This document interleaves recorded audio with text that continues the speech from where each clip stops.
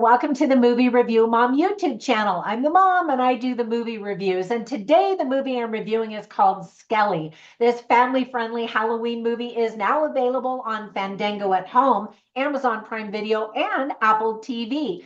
The movie is rated PG and it is family friendly. It's an hour and 25 minutes, and my overall movie review mom grade is probably a C. It's kind of a low budget, but family friendly and sweet film. My goal is to save you time and money by giving you the scoop on filmmaking quality and content, so you can decide whether or not you want to spend time or money watching a particular movie, or to decide if a movie is appropriate for you and your kids. So before I explain everything, I'm going to share tips for parents, as well as an overview in a nutshell. I'll point out things I like, things I didn't, themes worth talking about if you watch this with your kids, funny lines, interesting lines, and we'll finish up with recommendations for other Halloween films that are family friendly that you might also like. But before all of that, let me introduce a sponsored product. The Skelly table that John Palladino's character makes in the movie is really cool, and I wanted to know more about it. And so when I looked up Skelly game, I found that Scully, with a U, different spelling, is a game that's often played on the streets of New York City and other urban areas with the same rules and board, often sketched on the street in chalk. So I'm not sure why the name is spelled differently from an E to a U, but I was excited to find a tabletop game on Amazon in the form of a tablecloth so that you can play it at home. So fun. So click on the link down below in the description, and if you watch this movie and you're as intrigued by this game as I was, now you know where you can get something like that and just play it at home. So quickly, in a nutshell, the story is about a boy who puts together a haunted house with his friends. When his grandfather dies, his father sends him on an emotional journey to understand death. The film was written and directed by Matt Green Lang. Hopefully I spelled his name correctly, or pronounced his name correctly. So here are some quick tips for a parent. There is a teenager who smokes cigarettes. Parents and smart kids are amused by the spelling errors at times, mostly in Act 1. The haunted house has some special effects that show a guillotine, people with fake blood, aliens dissecting a human, and other things that might scare young children. Now, the haunted house is presented all in good fun, and it should be clear to kids that none of it is real. However, young kids may not quite understand that. Some of the themes that are illustrated very well are death, grief, family, of course, memories, teamwork, love and loss, purpose of life, and the importance of enjoying life with the ones that you love, because they're gone way too soon. I lost 3 parents in 3 months last year. And I mentioned that many times on this channel because obviously it greatly affected me, and it's hard. And I am so much more aware of mortality every single day than before. Not to say I never thought about it, I did, but now it's like every day, and I'm not even that old, and I'm thinking about, oh, my time is running out. Anyway, I love that message in the film. So here's a long list of things that I really liked about this film. First of all, it's great to see Brian Cox in something again. As always, he does a great job. Now, he isn't in every scene. He's really only in a handful of scenes, but he does a great job. And again, just having his presence elevates this movie because of his star power. Some other actors that you might recognize from popular TV shows are Judah Abner-Paul, John Palladino, Tori DeVito, and Andy Camus. The young cast is new at this, but also did a really good job for the most part. You know, they're young, they're not perfect actors yet. But a standout I thought was Devin Trey Campbell. I think he's got a bright future in acting if he wants one. He was a natural, he was a ham, he was just this adorable character. And I'm guessing he probably is like that in real life. And it just came across as really cute and fun. I enjoyed the non-linear style of storytelling, although it might confuse younger children watching it with their families. Like, wait, what's happening? And, you know, who are these people? And so you might have to do some explaining. Just a heads up for parents there.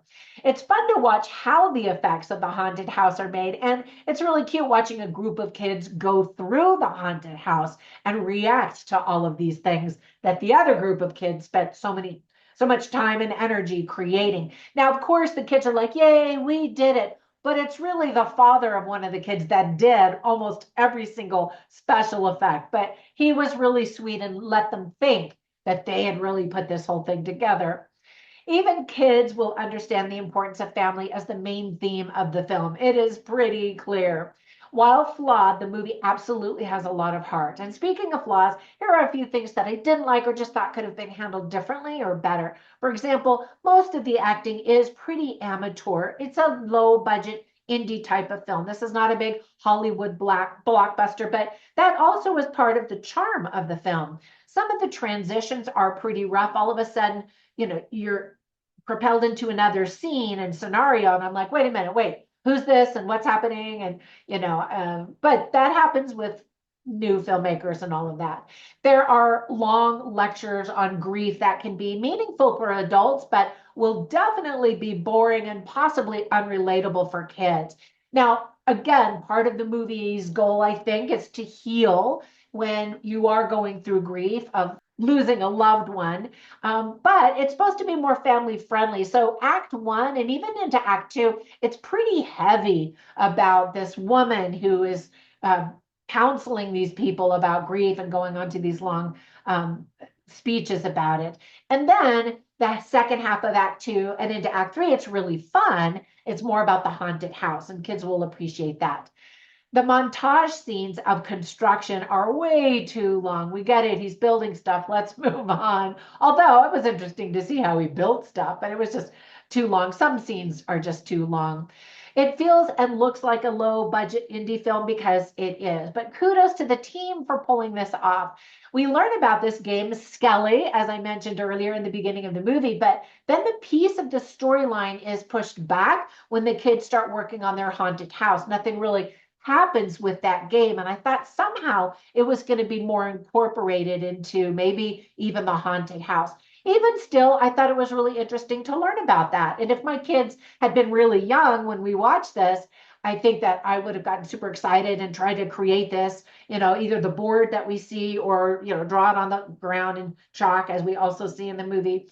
Now, whenever I watch movies, I always write down the funny lines I hear and the interesting lines, simply so you can get a taste for the dialogue and the script writing. When I went back to look on my notes, I didn't write down any funny lines, but there are some amusing scenarios, I would say, but nothing noteworthy in terms of writing down a really funny one-liner. It's not quite that. Not all of the humor lands as it is.